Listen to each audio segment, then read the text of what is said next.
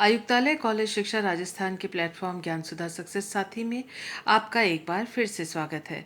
आइए आज हम करते हैं जैम केमिस्ट्री के एमसीक्यूज रिएक्शंस से संबंधित।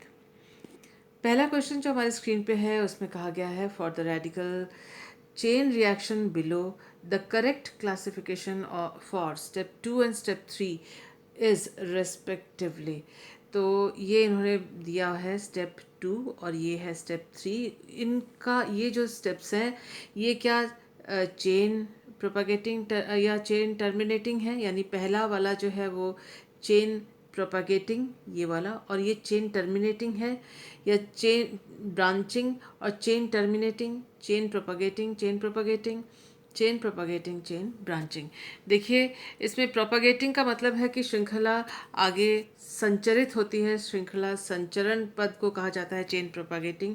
टर्मिनेटिंग यानी श्रृंखला समापन चरण को चेन टर्मिनेटिंग कहा जाता है। चेन ब्रांचिंग यानी श्रृंखला में श्रृंखला शाखित होना, यानी एक रिएक्शन से और कई रिएक्शंस का चालू होना या शुरू होना, इनको चेन ब्रांचिंग या चेन श्रृंखला संचरण या श्रृंखला शाखित होना कहा जाता है।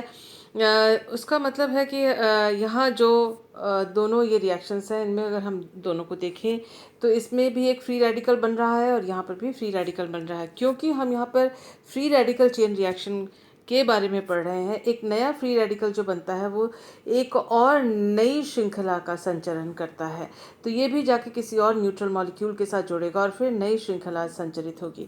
यानी स्टेप 2 और स्टेप 3 दोनों ही टर्मिनेशन नहीं कर रहे हैं। टर्मिनेशन यानी दो मुक्त मूलक आपस में जब जुड़ जाते हैं और न्यूट्रल मॉलिक्यूल बनाते हैं, ऐसे को चेन टर्मिनेशन कहा जाता है। यहाँ चेन जो है रिएक्शंस जो फ्री रेडिकल्स हैं वो न्यूट्रल मॉलिक्यूल के साथ मिल रही हैं, मिक्स एडिशन कर रही हैं, ये रिएक्शन कर रही हैं, जिससे कि नए फ्री रेडिकल, नए मुक्त मूलक बन रहे हैं जो कि नई श्रृंखलाओं को स्टार्ट करेंगे, यानी चेन प्रोपागेटिंग और चेन प्रोपागेटिंग। ये भी चेन प्रोपागेटिंग है, नया फ्री रेडिकल बन रहा है, ये भी चेन प्रोपागेटिंग यानी श्रृंखला संचरण का तरीका है, ये उसका ही रिएक्शन है ये, तो दोनों ही के दोनों इसमें चेन प्रोपोगेटिंग है। तो ऑप्शन 3 जो है वो हमारा राइट आंसर है इस वाले रिएक्शन के लिए।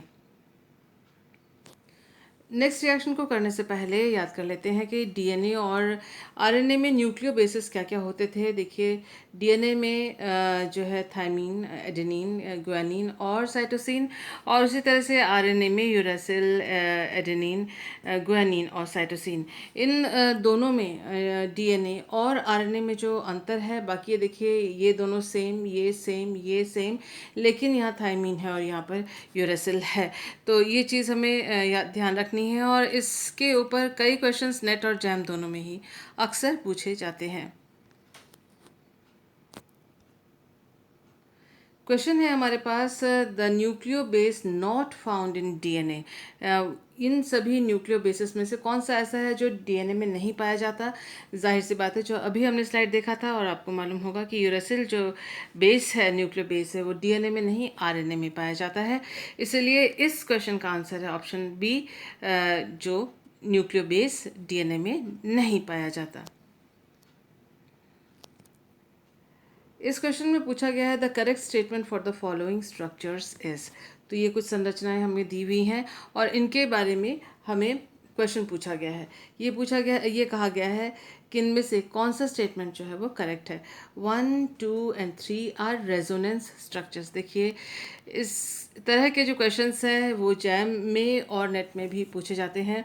रेजोनेंस के लिए क्या ज़रूरी है? रेजोनेंस के लिए ज़रूरी है कि जो एटम्स हैं, एटम्स की पोजीशन जो है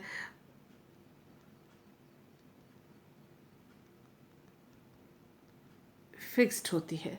एटम्स की पोजीशन फिक्स्ड होती है। अगर हम देखें तो यहाँ nitrogen, nitrogen, nitrogen, nitrogen, 4 nitrogen है और यहाँ एक कार्बन है। तो इन सभी संरचनाओं में ये देखिए 4 नाइट्रोजन, एक कार्बन, 4 नाइट्रोजन, एक कार्बन है। तो इनकी जो कार्बन और नाइट्रोजन की जो पोजीशन है वो फिक्स्ड है। हाइड्रोजन की बात देख लेते हैं। यहाँ पर हाइड्रोजन इस वाले नाइट्रोजन के पास है जो कि कार्बन से डायरेक्टली अटैच्ड है, और इस वाले कार्बन पर एक हाइड्रोजन है, दो हाइड्रोजन है। इस नंबर 2 में आप देख सकते हैं हाइड्रोजन उस नाइट्रोजन पे है जो कार्बन से डायरेक्टली अटैच्ड नहीं है, यानी हाइड्रोजन की पोजीशन यहाँ पर चेंज हुई है। उसी तरह से यहाँ पर दोनों हाइड्रोजन एक ही कार्बन पर हैं। अगर ये बात है तो उसका मतलब 1, 2 और 3 ये रेजोनेंस शो नहीं करते, क्योंकि रेजोनेंस में एटम्स की पोजीशन फिक्स्ड होती है, उसमें कोई चेंज नहीं आता है। तो पहला स्टेटमेंट जो है 1, 2 एंड 3 आर रेजोनेंस स्ट्रक्चर्स, ये गलत स्टेटमेंट है। 1 and 2 R resonance structures whereas 3 is an isomer of 1 and 2। 1 और 2 रेजोनेंस स्ट्रक्चर्स हैं? जी नहीं, 1 और 2 रेजोनेंस स्ट्रक्चर्स नहीं हैं। किस तरह से? क्योंकि यहाँ देख सकते हैं कि नाइट्रोजन के साथ हाइड्रोजन है, और इस नाइट्रोजन के साथ यहाँ पर हाइड्रोजन है, और ये दोनों नाइट्रोजन एक समान नहीं है। कैसे? आप ये देखें,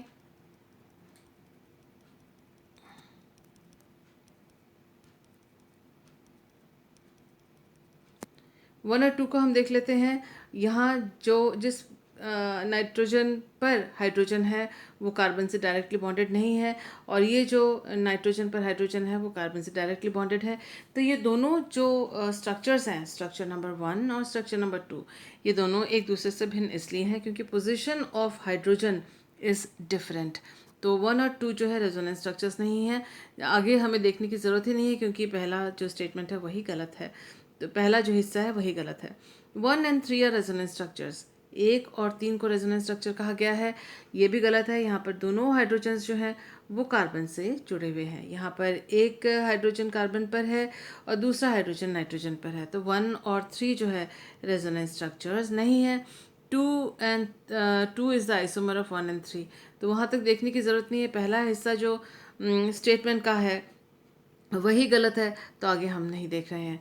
लास्ट वाला स्टेटमेंट है 1, 2 and 3 are constitutional isomers. Constitutional isomers मतलब इनकी जो पोजीशन है एटम्स की वो एक दूसरे से भिन्न होगी, लेकिन इनमें जो जितने सारे एटम और जितने प्रकार के एटम हैं वो एकदम एक समान होंगे। जी हाँ, ये कॉन्स्टिट्यूशनल संरचनात्मक जो इनकी संरचना है, कॉन्स्टिट्यूशन है, यानी ये जिन जिन तत्वों से बने हुए हैं और जिन एटम से बने हुए हैं, जितनी जितनी मात्रा में बने हुए हैं, वो इनका कॉन्स्टिट्यूशन है।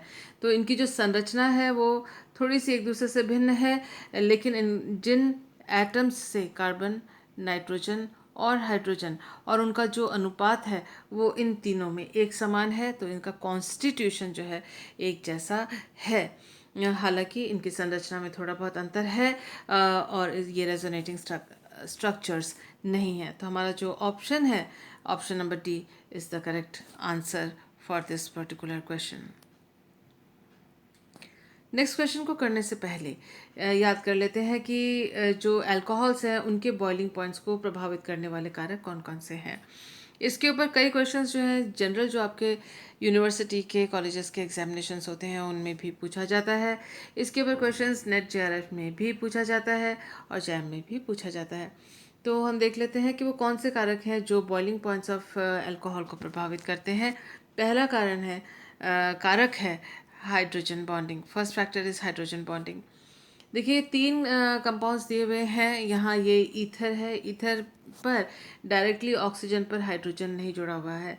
हाइड्रोजन बॉन्ड कब बनता है? हाइड्रोजन बॉन्ड तब बनता है कि इलेक्ट्रोनेगेटिव एटम से कोई इलेक्ट्रोपॉजिटिव एटम अगर डायरेक्टली बॉन्डेड हो, इन दोनों के बीच में इलेक्ट्रोनेगेटिव का विद्युत ऋणता का अंतर हो, एक के ऊपर माइनस चार्ज आए दूसरे के ऊपर प्लस चार्ज आ जाए, तो ऐसे में हाइड्रोजन बॉन्ड बनता है। मॉलिक्यूल्स जो हैं आपस में एक जैसे ROH और इसका दूसरे ऑक्सीजन के साथ एंड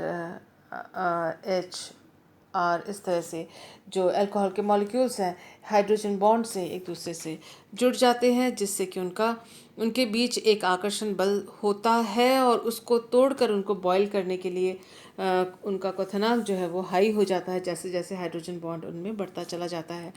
तो यहाँ अगर हम देखें तो यहाँ जो पहला 74.12 जिसका बॉइलिंग पॉइंट मॉलिक्यूलर वेट है यहाँ पर 74.12 इसका मॉलिक्यूलर वेट है, 96.1 है। बॉइलिंग पॉइंट देखिए 35 डिग्री सेंटीग्रेड है ये ईथर का, और उसी मॉलिक्यूलर वेट पर ये अल्कोहल है जिसका बॉइलिंग पॉइंट है 117 डिग्री सेंटीग्रेड। आप देख सकते हैं कि दोनों में कार्बन, हाइड्रोजन और ऑक्सीजन की संख्या एक बराबर है।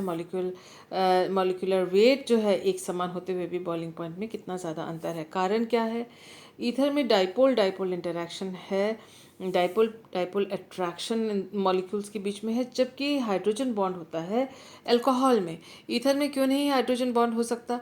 ईथर में हाइड्रोजन बॉन्ड इसलिए नहीं हो सकता क्योंकि ऑक्सीजन से डायरेक्टली हाइड्रोजन ईथर में नहीं बॉन्डेड नहीं है। और यहाँ पर ऑक्सीजन जो है वो कार्बन से बॉन्डेड है, ये कार्बन एटम से जिनसे ऑक्सीजन बॉन्डेड है। तो ऐसे में आप देख सकते हैं कि यहाँ पर हाइड्रोजन बॉन्ड जैसी जो स्ट्रॉन्ग अट्रैक्टिव फोर्स नहीं है, इसलिए इसका जो बॉइलिंग पॉइंट है वो कम है। जो कि यहाँ आप देख सकते हैं हाइड्रोजन बॉन्ड के कारण अल्कोहल में हाइड्रोजन बॉन्ड बन सकता है, इसलिए बॉइलिंग पॉइंट उसका हाई है। तो ये पहला फैक्टर हुआ कि अल्कोहल्स के बीच में अट्रैक्टिंग जो फोर्स है वो हाइड्रोजन बॉन्ड है, जिसकी वजह से बॉइलिंग पॉइंट हाई होता है। जब उसका सोडियम सॉल्ट अगर हम लेते हैं, सोडियम ब्यूटॉक्साइड या फिर आप कोई भी एल्कोक्साइड आयन लेते हैं और वो आयनिक अट्रैक्शंस होते हैं मॉलिक्यूल्स के बीच में, तो उसमें जो बॉइलिंग पॉइंट है वो और भी अधिक बढ़ जाता है। लेकिन बात हम कर रहे हैं केवल अल्कोहल की, तो इसमें हम ध्यान रखेंगे हाइड्रोजन बॉन्ड को। नेक्स्ट फैक्टर या नेक्स्ट कारक जो है जो कि बॉइलिंग पॉइंट ऑफ अल्कोहल के बॉइलिंग पॉइंट को बढ़ाता है वो है मॉलिक्यूलर वेट, जो कि साधारण दूसरे मॉलिक्यूल्स पे भी ये रूल एप्लीकेबल है। अल्कोहल का देखिए आप श्रृंखला इसकी बढ़ती चली जा रही है, इसी के साथ कार्बन एटम्स की संख्या जो है वो इनमें बढ़ती चली जा रही है, यहाँ से यहाँ तक आने में आप देख सकते हैं। और साथ ही साथ आप बॉइलिंग पॉइंट पर नज़र रखें तो 97, 117 एंड सो ऑन ये बढ़ते चले जा रहे हैं। अब वैंडरवाल फोर्सेस होते हैं मॉलिक्यूल्स के बीच में, और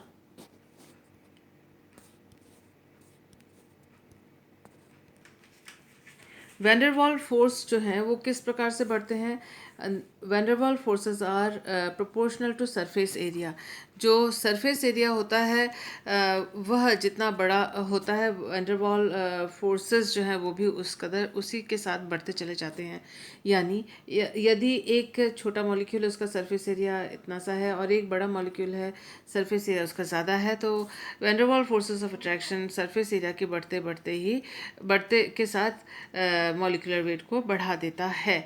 तो उसका मतलब है कि वैन डर वाल फोर्सेस का अगर बढ़ना हुआ तो मॉलिक्यूल्स के बीच में जो अट्रैक्टिंग फोर्स है, आकर्षण बल है, वो भी बढ़ता है। मॉलिक्यूल्स के बीच में अगर आकर्षण बल बढ़ता है, अट्रैक्टिव फोर्स बढ़ जाता है, इंक्रीज होता है, ऐसे में बॉइलिंग के लिए उनको बॉईल करने के लिए भी अधिक ऊर्जा की आवश्यकता होती है, जिसकी वजह से जैसे जैसे मॉलिक्यूलर वेट बढ़ता है वैसे वैसे आप देख सकते हैं बॉइलिंग पॉइंट भी इंक्रीज हो गया है। तो ये दूसरा फैक्टर है। पहला फैक्टर था हाइड्रोजन बॉन्डिंग और दूसरा फैक्टर है मॉलिक्यूलर वेट। आइए देखते हैं तीसरा फैक्टर कि अगर ब्रांचिंग हो।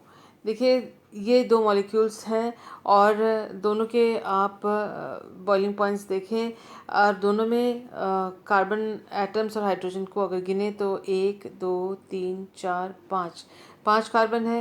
1 2 3 4 5 इसमें भी 5 कार्बन है और एक OH ग्रुप दोनों में है। उसका मतलब कार्बन हाइड्रोजन ऑक्सीजन की संख्या इन दोनों में एक जैसी है, बराबर है। फ़र्क क्या है? अंतर इसमें है कि इसमें OH जो है ये इसके उस कार्बन से जुड़ा हुआ है जो कि सेकेंडरी है, यहाँ पर OH उस कार्बन से जुड़ा हुआ है जो कि प्राइमरी है। इसके साथ ही क्या फ़र्क आ जाता है? ये जो OH है उसके आसपास दो एल्किल ग्रुप हैं। जैसे ये जो OH है उसके एक साइड में एक हाइड्रोजन है, दूसरी तरफ एक एल्किल ग्रुप है। कौन ज़्यादा घिरा हुआ है इन दोनों में से? किसकी चारों ओर ज़्यादा धक्का मुक्की है या जगह की कमी है या जिसको घेर के रखा गया है, कौन सा है? ये वाला OH है जिसको एल्किल ग्रुप ने घेर रखा है। ये इसको उतना नहीं घेर पा रहे हैं क्योंकि इस कार्बन पर एक हाइड्रोजन है जिसका आकार छोटा है, और ये एल्काइल ग्रुप है जो कि लंबा सा है और वो उस कदर इसको घेर के नहीं रखता जिस तरह से यहाँ पर दोनों जो ग्रुप्स हैं एल्काइल ग्रुप्स हैं इनको घेर सकते हैं। उसका अर्थ ये है कि ये जो OH ग्रुप है उतना फ्री महसूस नहीं करता, स्वतंत्र महसूस नहीं करता कि दूसरे मॉलिक्यूल के OH के साथ ये हाइड्रोजन बॉन्ड बना दे, जबकि ये जो OH है वो एक ऐसे कार्बन के साथ जुड़ा हुआ है जिसमें ये इसका एक्सपोजर ज़्यादा है, ज़्यादा खुलकर ये दूसरों के साथ OH हाइड्रोजन बॉन्ड बना सकता है। ये घिरा हुआ है इसलिए उतनी आसानी से हाइड्रोजन बॉन्ड नहीं बना सकता। ये आसानी से हाइड्रोजन बॉन्ड बना सकता है क्योंकि ये ज़्यादा खुले में है। तो उसका मतलब अगर ब्रांचिंग होती है, शाखित चेन वाला अल्कोहल होता है, उसका बॉइलिंग पॉइंट कम होगा, जैसा कि आप इस एग्जांपल में देख रहे हैं। यहाँ जो है नॉर्मल चेन या लंबी श्रृंखला, सीधी श्रृंखला वाला अल्कोहल है, तो उसका बॉइलिंग पॉइंट जो है वो ज़्यादा है क्योंकि ये ज़्यादा खुले में होता है और हाइड्रोजन बॉन्ड बना सकने में ज़्यादा सक्षम है, जबकि ये उतना इजीली हाइड्रोजन बॉन्ड नहीं बनाता है। तो हमने इन तीनों फैक्टर्स को ध्यान में रखा और इन बातों को ध्यान में रखते हुए नेक्स्ट क्वेश्चन को करते हैं। The correct order of boiling points of compounds is compounds 1 to 4 is. ये 4 हमको कंपाउंड दिए हुए हैं और चारों कंपाउंड्स में से किसका ये जो बॉइलिंग पॉइंट का क्रम है इन चारों में से कौन सा है ये अपने को देखना है। देखिए जैसे हम इसको देखते हैं तो सबसे पहले देखते हैं कि जो नंबर 2 है वो ईथर है।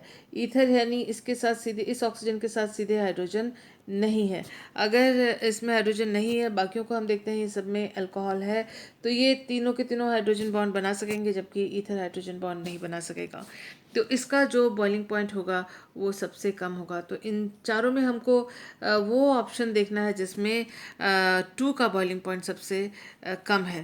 तो हम देख सकते हैं ऑप्शन नंबर सी और डी ऐसे हैं जिसमें नंबर 2 सबसे लास्ट में है। तो हमारा जो ए और बी ऑप्शन हम कैंसिल कर देते हैं।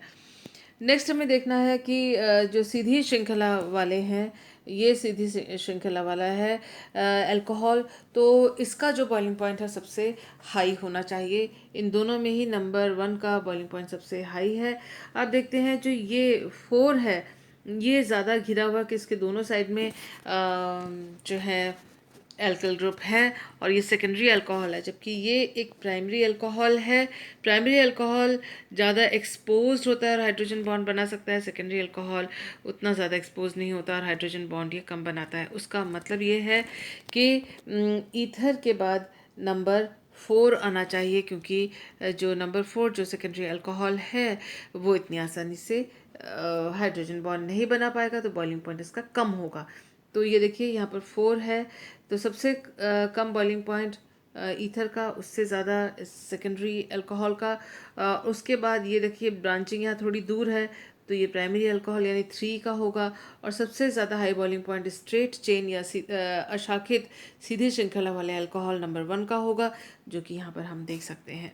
तो इस तरह से जो इस क्वेश्चन का आंसर है वो है option number C, which is the correct answer. Treatment of formic acid with sulphuric concentrated sulphuric acid gives. तो फॉर्मिक एसिड को अगर हम कंसनट्रेटेड सल्फ्यूरिक एसिड के साथ ट्रीट करते हैं, रिएक्शन करवाते हैं, कार्बन मोनोऑक्साइड निकलता है और इसमें से निकलता है वाटर मॉलिक्यूल, जैसा कि आप देख सकते हैं यहाँ इस रिएक्शन में। तो हमें करेक्ट ऑप्शन पूछा है हमसे, तो CONH2O is the correct option for this particular question. Next question है the amino acid with R configuration is. तो यहाँ पर 4 कॉन्फ़िगरेशन, 4 मॉलिक्यूल्स हमको दिए हुए हैं और इनमें से पूछा है कि कौन सा आर कॉन्फ़िगरेशन है। इसके लिए हम यूज़ करेंगे वेरी गुड मेथड। इसके बारे में आपको पहले भी एक वीडियो में बताया गया है। वेरी गुड मेथड का क्या अर्थ है? वेरी से यानी वर्टिकल, वर्टिकल यानी सीधा, ऐसे वर्टिकल, गुड मेथड। अगर वर्टिकल में, इस वर्टिकल साइड में अगर हाइड्रोजन कहीं लगा हुआ है, चाहे ऊपर या नीचे, तो बाकी जो ग्रुप्स हैं उनका जो भी क्रम होगा, जिस क्रम में होंगे वरीयता क्रम में, यानी जिस असेंडिंग या डिसेंडिंग ऑर्डर में हो, असेंडिंग 1 2 3 4 की तरफ हम जाते हैं, तो उसी ऑर्डर को, चाहे वो क्लॉकवाइज हो चाहे वो एंटी क्लॉकवाइज हो, उसी को मान के उसका आर या एस कॉन्फ़िगरेशन दिया जाता है। अगर ये जो हाइड्रोजन है वर्टिकल में ना होकर हॉरिजॉन्टल में हाइड्रोजन यहाँ हो चाहे यहाँ हो, तो यहाँ जो भी क्रम होगा उसका ऑपोजिट जो होगा वह कॉन्फ़िगरेशन माना जाएगा। यानी अगर हॉरिजॉन्टल पोजीशन पे, यानी हॉरिजॉन्टल पोजीशन पे चाहे यहाँ हाइड्रोजन हो, तो अगर बाकी ग्रुप वरीयता क्रम में क्लॉकवाइज में है तो एस कॉन्फ़िगरेशन माना जाएगा, और अगर एंटी क्लॉकवाइज में है तो आर माना जाएगा। वेरी गुड मेथड से आप इजीली आर एस कॉन्फ़िगरेशन निकाल सकते हैं। तो हम वरीयता सबसे पहले ये जो इनका प्रायोरिटी है उसको पहले ढूंढ लेते हैं। ये सारे जितने सारे मॉलिक्यूल्स हमको चारों दिए हुए हैं, सभी में NH2 है, तो कार्बन से ज़्यादा मॉलिक्यूलर एटॉमिक वेट जो है वो नाइट्रोजन का होता है, तो नाइट्रोजन को इन सभी में नंबर 1 वरीयता, नंबर 1 प्रायोरिटी मिली है। उसके बाद आप देख सकते हैं नंबर 4 पे हाइड्रोजन, तो चौथे पे हाइड्रोजन उसको हमने नहीं लिखा हुआ है। 2 और 3 गिनते हैं, यहाँ COOH है, यानी C के साथ O और फिर O है यहाँ पर, और जबकि हम यहाँ देखें तो C के साथ कार्बन और हाइड्रोजन है, तो CO जहाँ पर ऑक्सीजन से ये बॉन्डेड है तो उसकी वरीयता जो होगी वो ज़्यादा होगी, तो नंबर 2 इसको, नंबर 3 इसको। यहाँ जो हाइड्रोजन है वो हॉरिजॉन्टल में है, वर्टिकल में नहीं है, यानी यहाँ जो क्रम होगा उसका उल्टा बोला जाएगा। तो हम देख लेते हैं, ये नंबर 1 है, ये 2 है, ये 3 है, इनको हमने देख लिया, इनको अरेंज करते हैं 1 2 एंड 3। तो ये हुआ क्लॉकवाइज। क्लॉकवाइज का उल्टा क्या होता है? एंटी क्लॉकवाइज, यानी एस कॉन्फ़िगरेशन होगा, क्योंकि यहाँ पर हाइड्रोजन वर्टिकल में नहीं हॉरिजॉन्टल में है। और वर्टिकल हो तो गुड, तो जैसे वर्टिकल हो तो जैसा अरेंजमेंट है उसी अरेंजमेंट को क्लॉकवाइज यानी आर और एंटी क्लॉकवाइज यानी एस माना जाता है। सेकेंड वाले एग्जाम्पल को देखते हैं। नाइट्रोजन को 1, इसको 4, और यहाँ पर कार्बन के बाद है सल्फ़र। सल्फ़र का एटॉमिक वेट ऑक्सीजन से ज़्यादा है, इसीलिए इसको नंबर 2 दिया गया, इसको नंबर 3 दिया गया। अगर हम इसको देखें हाइड्रोजन को इग्नोर करके बाकी तीनों का हम देख रहे हैं, यहाँ पर भी हमने हाइड्रोजन को इग्नोर किया था क्योंकि फोर्थ को इग्नोर करते हैं। तो आप देखें इस फिशर प्रोजेक्शन फार्मूले में ये हुआ 1 2 और 3, यानी इस तरह से ये कॉन्फ़िगरेशन है 1 2 और 3। ये क्या हुआ? एंटी क्लॉकवाइज है, लेकिन हाइड्रोजन यहाँ पर हॉरिजॉन्टल में है, वर्टिकल में नहीं है, तो इसका मतलब ये आर कॉन्फ़िगरेशन होगा। तो यहाँ देख लेते हैं सी को, ये वाला हमारा एस था, इसमें नाइट्रोजन 1, ये 4, C double bond OH number 2 लगेगा क्योंकि कार्बन ऑक्सीजन के साथ बॉन्डेड है, या कार्बन कार्बन के साथ बॉन्डेड है, तो इसलिए इसकी वरीयता होगी नंबर 3, प्रायोरिटी होगी नंबर 3। इसका देख लेते हैं कि किस तरह से ये घूम रहा है। This was S, this was R, तो ये 1 2 एंड 3 ये क्लॉकवाइज है। तो और हाइड्रोजन जो है वो हॉरिजॉन्टल पे है, वर्टिकल पे नहीं। यहाँ वर्टिकल का वर लिखा हुआ है, तो उसका मतलब इसमें भी क्लॉकवाइज होने पर ये एस माना जाएगा क्योंकि हाइड्रोजन इस साइड में है, हॉरिजॉन्टल में है। यहाँ अगर हम देखें तो COOH की वरीयता जो होगी वो नंबर 2 होगी, क्योंकि यहाँ कार्बन ऑक्सीजन से सीधे सीधे बॉन्डेड है, यहाँ कार्बन कार्बन से बॉन्डेड है, और वो कार्बन आगे सल्फ़र से है। तो इस सल्फ़र के द्वारा हम वरीयता का या प्रायोरिटी का डिसाइड नहीं करते हैं, और हमें जो प्रायोरिटी देनी है यहाँ पर नंबर 1, नंबर 2 और नंबर 3 है। 1 2 और 3 को हम अगर इस तरह से देखें तो देखेंगे कि ये क्लॉकवाइज डायरेक्शन है, और क्योंकि हाइड्रोजन जो है वो हॉरिजॉन्टल पे है, इसलिए क्लॉकवाइज होते हुए भी इसको एस माना गया है। तो इन सभी में हम देख सकते हैं जो option B is the correct answer. हालांकि इतना टाइम लगा है इसको बोलने के लिए, लेकिन जब आप अपने हाथों से करेंगे इसको तब देखेंगे कि ये बहुत फास्ट ये काम हो जा रहा है। तो हमारा आंसर है बी इस वाले क्वेश्चन के लिए।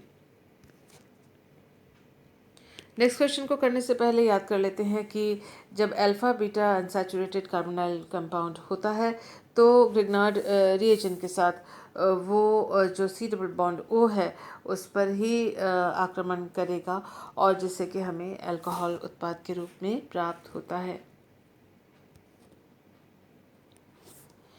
हम देख लेते हैं जो कार्बोनिल ग्रुप है वो जब फॉस्फोनियम लाइट के साथ इलाइट के साथ जब ये रिएक्ट करता है तो कार्बोनिल कंपाउंड और फॉस्फोनियम इलाइट जो है वो एक बीटेन मध्यवर्ती देता है जिससे कि ऑक्सा फॉस्फेटेन मध्यवर्ती इस तरह से चार सदस्यीय एक मध्यवर्ती यौगिक बनता है।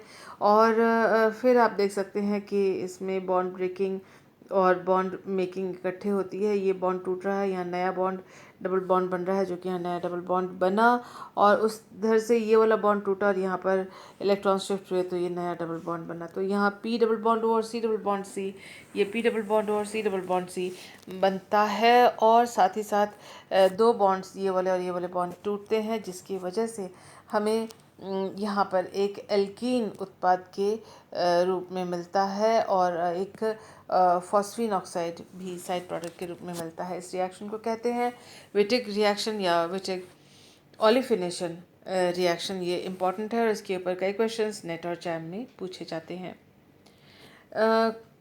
क्रोमियम ट्राइऑक्साइड के साथ अल्कोहल का ऑक्सीडेशन होता है जिससे कि वो कार्बोनिल कार्बोनिल यौगिक उत्पाद के रूप में देते हैं।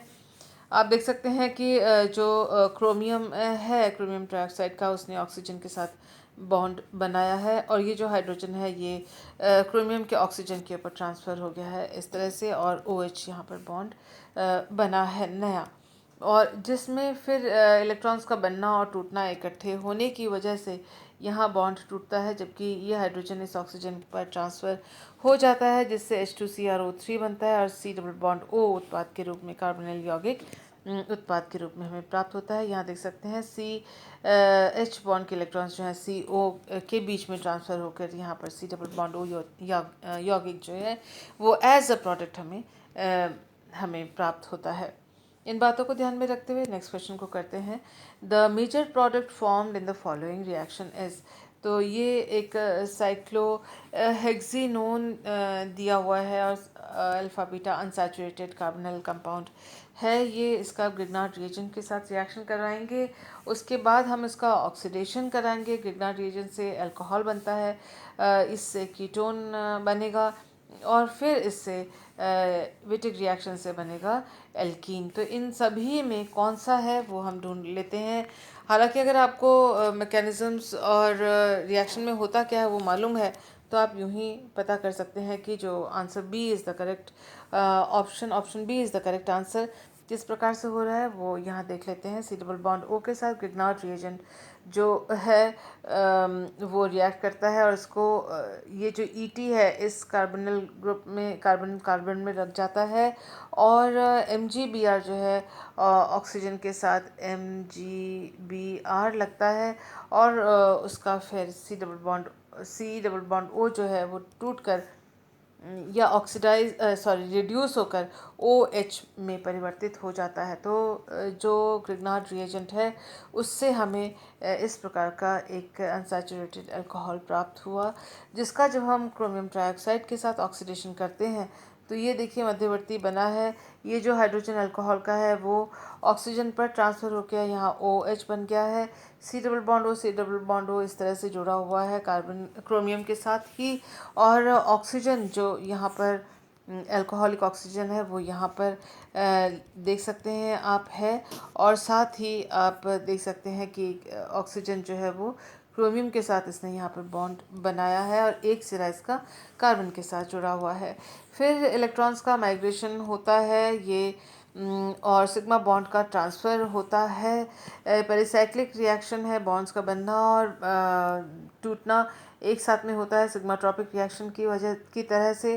और आप देख सकते हैं पाई इलेक्ट्रॉन्स यहाँ ट्रांसफ़र हो गए ये रहे और ये जो ऑक्सीजन और कार्बन के बीच में जो ये बॉन्ड है यहाँ से लेकर यहाँ तक ये टूट जाता है और आप देख सकते हैं कि ये जो CR सिंगल बॉन्ड है वो C डबल बॉन्ड O में चेंज हो जाता है।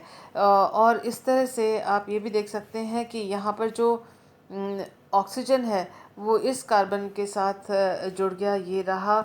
इस कार्बन पर ऑलरेडी एक हाइड्रोजन था जो कि लिखा हुआ नहीं था। तो कुल मिलाकर हमें जो मध्यवर्ती प्राप्त होता है वो ये रहा। और इससे फिर बॉन्ड्स का ब्रेकिंग देखिए, ये यहाँ बॉन्ड ब्रेक हुआ है ऑक्सीजन और कार्बन का। कार्बन और ऑक्सीजन में एक नया बॉन्ड बना है। साथ ही आप देख सकते हैं कि ये जो ऑक्सीजन और क्रोमियम का बॉन्ड है वो टूट रहा है और यहाँ एक नया डबल बॉन्ड बन रहा है, वो यहाँ है। और ये जो हाइड्रोजन यहाँ से अपने बॉन्ड के इलेक्ट्रॉन्स जो इन दोनों के बीच में दे के जा रहा है एज H+, वो इस जो हाइड्रोजन ये जो क्रोमियम ट्राइऑक्साइड जो था उसको उसने रिड्यूस कर दिया H2CrO3 में। और हमें फलस्वरूप मिला एक कीटोन, यहाँ पर वो भी अल्फा बीटा अनसैचुरेटेड कीटोन, क्योंकि यहाँ पर डबल बॉन्ड है।